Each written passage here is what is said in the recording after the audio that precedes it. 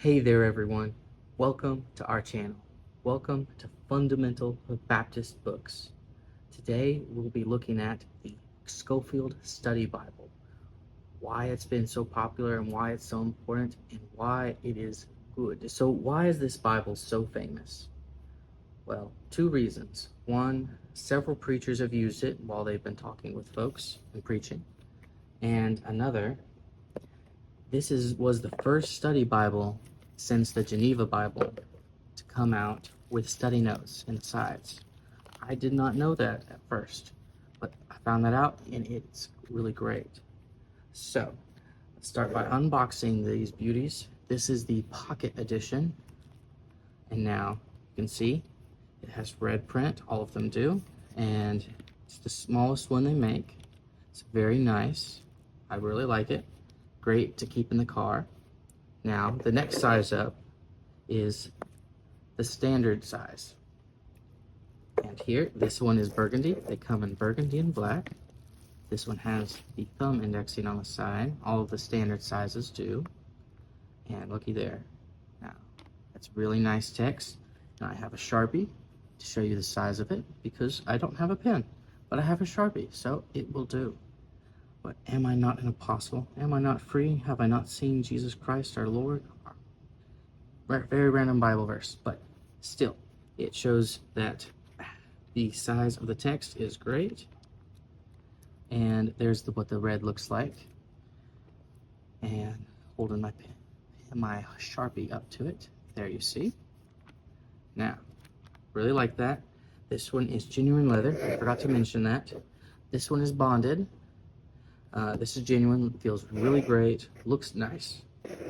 And now set that aside and look at the largest one they make, the large print. And in our surveys, we found that most people will get this Bible, the standard size at first. And then once they get a little older, it's a little harder to see, and they need glasses, then they'll get this big boy here. Now this is genuine leather, and I forgot they all come with a golden ribbon, golden edging, very nice. And here is Luke, very famous. It's where they quote the Charlie Brown Christmas story here, came from right here. Awesome. Yes, and here's my Sharpie to show you how big the text is. Very large, very easy to read. And there is the red text, so you can see how it looks a little different there, and it looks awesome.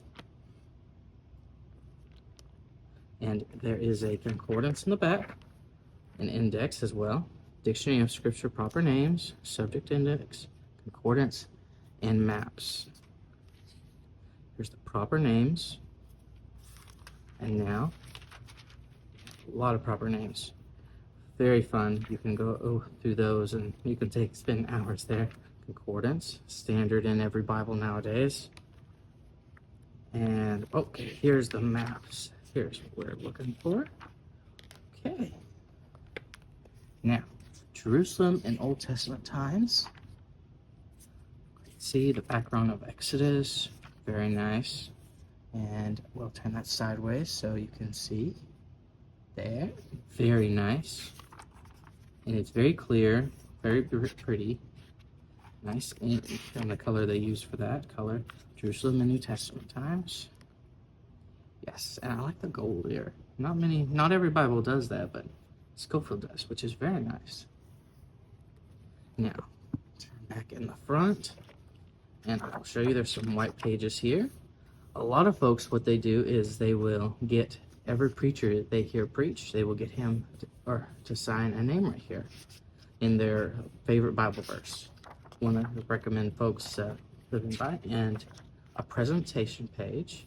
So if this is a gift for someone, you can write to it to, and write your name here, and then the date as well. So very nice Bible. There's some more stuff here. Now, what sets this Bible apart is the 1917 Scofield notes. Now, why 1917? Well, a long time ago, someone decided they wanted to edit Scofield's notes after he died, and a lot of people didn't like that. So now they say 1917 notes to let people know that these are the original ones that Scofield made. Now, you might not know who Scofield is. He's the one who wrote all the study notes. This actually came from, if he was alive today, it would be his email list. Except he sent letters to people with Bible studies. And so the studies that he wrote down here, he put them into the Bible here to be a help to you. Now, they're not always right, but what study notes ever are. The only words that are inspired by God are the Word of God, not the notes. So, but Scofield, he does his best. He tries to be a help. That's all any man can do. So, they are very good to help with you with your Bible study, but they're not scripture. So, just be aware. And before we get into the study system and how to use it, I wanted to make an amendment. There are 4 sizes to the Scofield Bible: the pocket, standard, large, and also the hand size. Hand size is slightly smaller than this one, and it is very popular. But at the standard is a slightly larger print, and most folks go with that one. Okay, now the Scofield study system. We're going to use Matthew, and this is the story about when John sent his disciples to talk to Jesus and said, "Are you really the Messiah? Are you really the guy who's going to come and save us?" Now let's zoom in a little bit so you can see that a bit easier. Okay, now let's see. You're right here, J. So you go over here. Okay, blessed is he whosoever shall not be offended in me. This is Jesus talking. He's talking to the crowd here. Blessed is he. So in prison, the king rejected. John's faith was wavering, and the Lord exhorted him. Okay. Now, then, what went ye out into the wilderness to see? A reed shaken with the wind?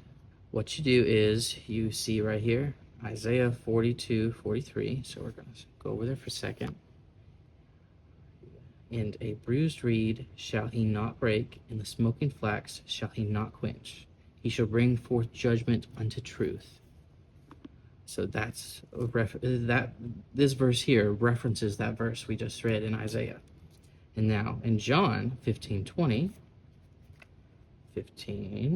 verse 20, remember the word that I said unto you, the servant is not greater than his Lord. If they have persecuted me, they will also persecute you. If they have kept my saying, they will also keep yours also. Okay, so what happens is when you're reading the Bible and you see a letter, come over here, and depending on what it is, it could be referencing another verse that goes along with this verse, or let's take the word K here, be offended in me. Okay, find cause of offense. So it's just another way to say what is being said in the scripture. So if it was in modern English, it would probably say something like that. But that's just another way to phrase it. Then other ones, they reference different Bible verses. And now let's take a look here. Let me zoom in down there. Okay. Now see, so chapter 11 and then verse 11. So that among them that are born of women there hath not been risen a greater than John the Baptist. Notwithstanding, he that is least in the kingdom of heaven is greater than he. Okay, 1. So you come over here. Positionally greater, not morally. John the Baptist was great morally as any man born of a woman. And then it just talks a little bit of an explanation of what this verse is actually saying. So that's what this is doing down here. So now let's go to the beginning of Matthew, because it explains a little bit more detail in how to use the study system. And also there's a concordance to look up names and places up if you need that. Zoom out a little. Okay. Now, how to use the subject references. Okay, the subject references lead the reader from the first clear mention of a great truth to the last.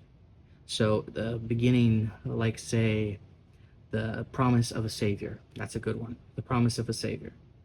So Genesis, when God casts the Adam and Eve out of the garden, he mentions someone's going to come and bruise the serpent's head, but the serpent's going to bruise his heel at the same time. It's talking about Jesus. So that one would go all the way back to there. So let's see what their illustration is at Mark 1. Okay, it's a gospel, verse 1, 14 and 15. These ones go together. And so the first and last references in parentheses are repeated each time so that wherever a reader comes upon a subject, he may recur to the first reference and follow the subject, or turn at once to the summary at the last reference. So this study system, what happens is you find the first reference, and then it will take you to the next reference in the Bible. Or if you're find one in the middle, so you find it in the middle of Isaiah, and it references something in Genesis, it'll say Genesis, and then it'll also say where the next place is that you can find it, which is very handy. So the gospel, the first place it was mentioned. So Genesis 12, 1 through 3. It's talked about there, and the last place it's mentioned is the Revelation 14:6. So here, gospel is the subject. For those verses show where it is at a particular place. Mark 8:35 is the next reference in that chain. And the references in parentheses are the first and the last. So that's the first, that's the last. So it's very handy to help you with your Bible study. Something I cannot emphasize enough. When you're studying your Bible, take notes. It doesn't matter if you're going to read them later or not.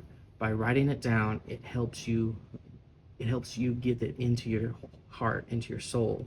You remember it easier. You can read and listen all day long, but you need to write it down. It makes you think. And another thing, meditate on the Word of God. I'm just going to flip through here while I talk so you can look at it and see there. But meditate on the Word of God. If you just read it, 5 chapters a day, and you don't think about the rest of the day, it's not doing you a lot of good. It's some good helping you, but it's not the best good. If a hamburger isn't a good meal, but we're going to pretend a hamburger is healthy for you. So pretend a hamburger is healthy for you. You decide that you're just going to eat the meat. You're not going to eat the rest of it. Now, it's a terrible example, but pretend the whole hamburger is healthy for you. Now, if you're reading the Bible and you're just eating the hamburger if you don't think about it. You need the whole thing. You need the fries, the ketchup, the cheese, the onions, the pickles. You gotta have everything for a full, balanced meal. And I know hamburgers are not healthy, but you get the idea. So meditate and think about the Word of God. God will show you things that you never thought about when you take time to meditate. Don't get on, TikTok TikTok's, it's fine, but you need to meditate on God's Word. And God will show you things you never thought possible. Jeremiah 33:3. Call unto me, and I will answer thee, and show thee great and mighty things which thou knowest not. Now, finally, the Scofield study system, it's a powerful tool to deepen your understanding of the Scriptures. And by following this process, you'll be able to engage with the Bible in a more meaningful way. Now, closing thoughts on this Bible. I'm very impressed. I really like it. This genuine leather. Now, if I was going to get one, I'd probably get the standard size just because I can see very good. I've got 20/20 eyesight, so I'm very blessed. And I would probably get me one of these to carry with me. And the little pocket one, I would probably keep that in my car to use in case, you never know if you need to give away a Bible, you find somebody who doesn't have one. So that's something something you would be good to have. And in the little one, it has a presentation page, marriage, first marriages, people who died that you want to remember. And now, it's a very good tool. And if you're intrigued by the insights and the features of the Scofield Study Bible, you can find your own copy at fundamentalbaptistbooks.com to dive into a comprehensive study of the scriptures and explore the unique subject-based topical chain reference system that this classic edition offers. Happy studying. Now, see you in the next video. I've got one right up here for you. I think you'll like it. So see you there, and we'll talk to you later.